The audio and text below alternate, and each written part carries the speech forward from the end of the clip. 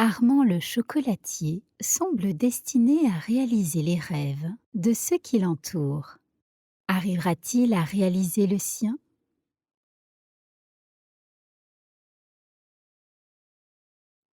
À chaque fois qu'Armand pose sa tête sur l'oreiller et ferme les yeux, il y découvre une multitude de personnages, de situations, d'histoires, de paysages, d'anecdotes, de souvenirs et d'expériences.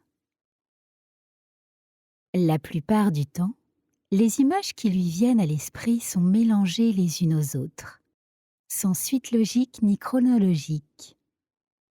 Il sent seulement qu'en étant allongé dans son lit, il est déjà en train de rêver.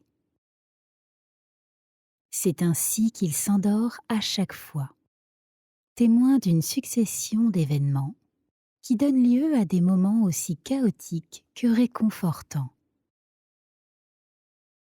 Armand comprit vite que la vie est faite d'une matière première très éclectique, très complexe, que la frontière entre les expériences et les rêves était souvent très floue sinon trompeuse.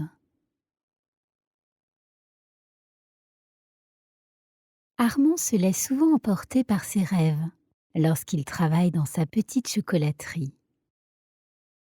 La texture onctueuse du chocolat couvre les différents moules qu'il a lui-même choisis selon les goûts et les exigences de ses clients.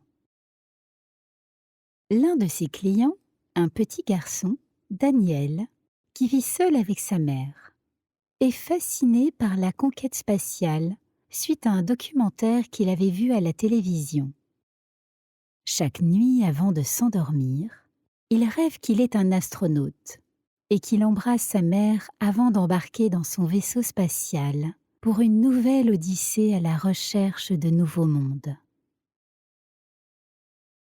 Attentif aux rêves du petit garçon, Armand lui avait créé une incroyable fusée en chocolat, une maquette minutieusement sculptée avec des détails très réalistes, au point que Daniel, malgré sa gourmandise, la conserve telle quelle sans y goûter une miette. À chaque fois qu'il se réveillait, il courait vers la salle à manger pour s'assurer que son doux trésor y était encore. Il y avait aussi les Bonnets, un couple d'octogénaires, qui chaque année à Noël recevaient leurs enfants et petits-enfants dans leur petite maison en pierre. Ils avaient toujours rêvé d'une maison en bois, mais ils n'avaient jamais osé quitter la solidité de la pierre pour la fragilité du bois.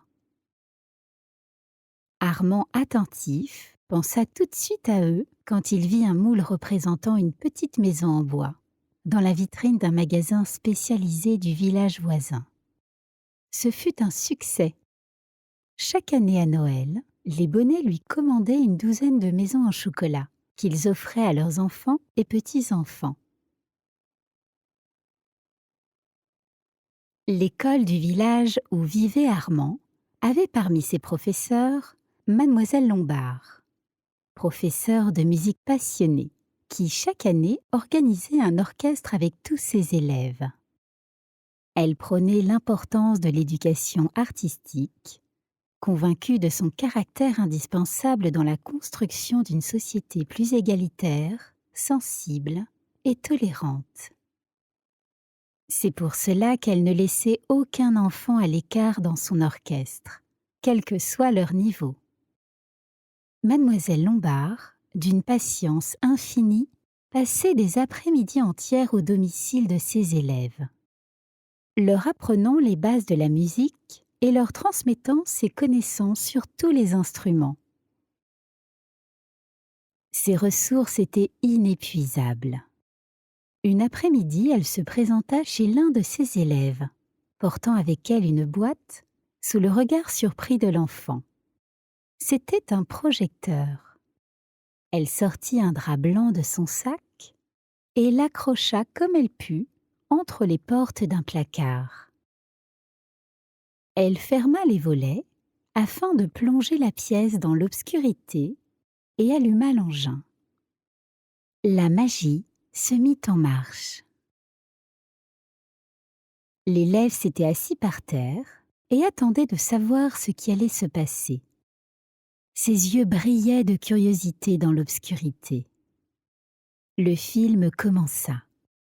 C'était L'apprenti sorcier de Ducasse. Les premières images montraient un apprenti sorcier qui s'était mis tout seul dans un grand pétrin à cause de ses connaissances limitées en magie. L'élève était captivé. Par la suite, la musique du Sacre du printemps de Stravinsky accompagnait la projection de l'histoire de l'évolution, des êtres unicellulaires à l'extinction des dinosaures. Mademoiselle Lombard regardait à la fois le film et les yeux de l'élève. Elle adorait voir l'émerveillement dans les yeux de ses élèves. L'enfant se mit à rire devant la danse des heures de Ponchielli, un ballet comique d'éléphants, d'hippopotames, de crocodiles et d'autruches. Mademoiselle Lombard riait avec lui comme si elle aussi découvrait ce ballet pour la première fois. L'enfant était fasciné. Le dernier épisode était digne d'un grand final avec Une nuit sur le mont Pélado de Moussorgsky et l'Ave Maria de Schubert qui représentait la confrontation entre l'obscurité et la lumière. L'élève se mit à bâiller. Mademoiselle Lombard, avec une tendresse maternelle, l'emmena se coucher et le laissa plonger dans ses rêves, enrichi de toutes ces nouvelles images qu'il venait de découvrir. Mademoiselle Lombard rangea le projecteur et les draps. Elle quitta le domicile de l'élève avec un grand sourire et un sentiment de satisfaction qui la réjouit plus que tout. Une autre fois, elle apporta un tourne-disque et fit écouter à son élève Pierre et le loup de Prokofiev. Dans un village, il y avait un berger, nommé Pierre, qui s'occupait de ses moutons dans les champs en dehors de la ville. Chaque matin très tôt, il allait dans la prairie avec son troupeau et y restait des heures. Souvent, alors qu'il regardait ses moutons, Pierre s'ennuyait. Un jour, il eut une idée pour y remédier et se mit à crier. « Au secours! Le loup! Le loup arrive !» Lorsqu'ils entendirent les cris, les bergers des alentours accoururent mettre leurs moutons à l'abri, pendant que d'autres allèrent porter secours à Pierre. À leur arrivée, ils se rendirent compte que tout ceci n'était qu'une mauvaise plaisanterie. En colère, ils retournèrent vite à leurs tâches. Le lendemain, Pierre cria à nouveau. « Au secours! Le loup! Le loup arrive !» Pensant que cela ne pouvait plus être une mauvaise plaisanterie, les autres bergers le crurent et accoururent à son secours. À leur arrivée, ils découvrirent Pierre qui riait. Les bergers étaient furieux. Le lendemain matin, Pierre riait encore de sa plaisanterie de la veille. Plongé dans ses pensées, il ne se rendit pas compte qu'un loup était en train de s'approcher. Tout d'un coup, il se retourna et vit le loup. La peur s'empara de tout son corps à mesure que l'animal s'approchait de lui. Il se mit à crier « Au secours! Le loup arrive !» À ce moment-là, Mademoiselle Lombard décida de changer la chute de cette célèbre fable. Pierre vit le loup se précipiter sur ses moutons et cria à l'aide. Cette fois-ci, non seulement les bergers et les bûcherons accoururent à son secours, mais aussi tous les habitants du village. Très vite, Loup était chassé et Pierre sauvé. Une fois Pierre calmé et hors de danger, la maîtresse du village prit l'enfant apeuré dans ses bras et lui murmura « Pierre, tout le monde t'aime et nous ne t'abandonnerons jamais. C'est pourquoi même si tes précédents appels à l'aide n'étaient que mauvaises plaisanteries, nous ne prendrons jamais le risque de ne pas répondre à un appel sous prétexte de te donner une leçon. Attention tout de même, ne nous mens plus sinon la prochaine fois le loup aura son banquet. » Les habitants rirent et leur rire rapidement devint contagieux. Pierre réalisa qu'il ne s'était pas bien comporté envers eux. et promit de ne plus jamais mentir. Ainsi, Madame Lombard réussissait le double tour qui était celui de sensibiliser les enfants à la musique tout en leur inculquant les valeurs de la vie. Ne pas mentir, ne pas tromper, pas par crainte d'une punition mais par pure conviction, par valeur morale. Un jour, Mademoiselle Lombard quitta le village sans laisser de traces. Toujours très dévouée à sa profession, elle était plus réservée lorsqu'il s'agissait de sa vie personnelle. C'est pour cela que personne ne sut expliquer les raisons de son départ. Certains spéculaient les retrouvailles avec un amour lointain, une réunion de famille, ou encore une soudaine vocation religieuse. Même certains phénomènes mystérieux ont été évoqués pour tenter de comprendre son départ. Ce qui était certain, c'était qu'elle avait laissé un grand vide, et son absence se faisait sentir dans le village. Surtout à la fin de l'année, lorsqu'il n'y a plus d'orchestre. Une tradition que personne n'arriva à faire revivre dans le petit village. Conscient de la perte que cela représentait pour le village, Armand fabriqua des chocolats en forme d'instruments de musique.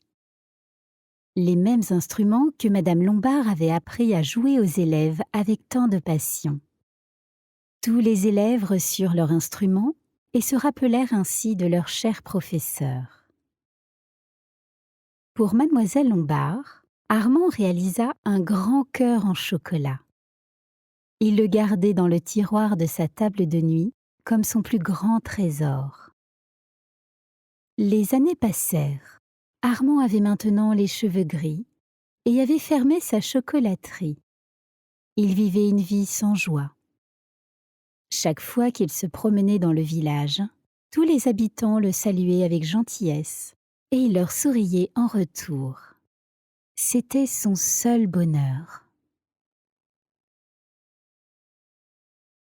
Un soir d'été, alors qu'Armand se promenait dans le village perdu dans ses pensées, il aperçut une cabane en bois qui suscita sa curiosité. La solidité et la résistance de la cabane étaient visibles de loin.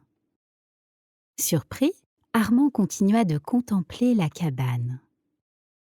Il était certain que c'était la cabane rêvée des Bonnets. Pendant quelques instants, Armand crut qu'il avait perdu la tête. Il avança de plus près vers la cabane et aperçut une silhouette à travers la fenêtre. C'était Monsieur Bonnet, qui le vit et le salua avec la main. Confus, Armand continua sa promenade. Il s'assit au bord d'un ruisseau et se laissa bercer par le bruit de l'eau. Soudain, il entendit un bruit de flûte traversière. C'était la mélodie de Pierre et le loup. Armand se retourna et resta sans voix en voyant qui se trouvait devant lui.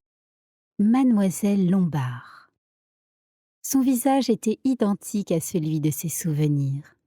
Le même sourire qui l'avait tant captivé enfant quand elle lui rendait visite avec son projecteur et son tourne-disque. Armand se leva et s'approcha de Mademoiselle Lombard. Elle portait une boîte, mais moins grande que celle du projecteur. Elle la donna à Armand, qui ne la quittait plus des yeux. Il l'ouvrit et sortit le cœur en chocolat que depuis tant d'années il avait tant chéri. Les larmes aux yeux, Armand lui offrit le cœur. Elle était très émue et le prit dans ses bras. La nuit d'été les enveloppa dans une sublime couverture d'étoiles. Assis dans l'herbe, ils étaient comme au paradis. Ils partagèrent le cœur en chocolat tout en admirant les étoiles. Soudain, une lueur lointaine apparut dans le ciel. Mademoiselle Lombard sursauta et la regarda s'élever dans le ciel. Armand était serein. Le petit Daniel avait réalisé son rêve.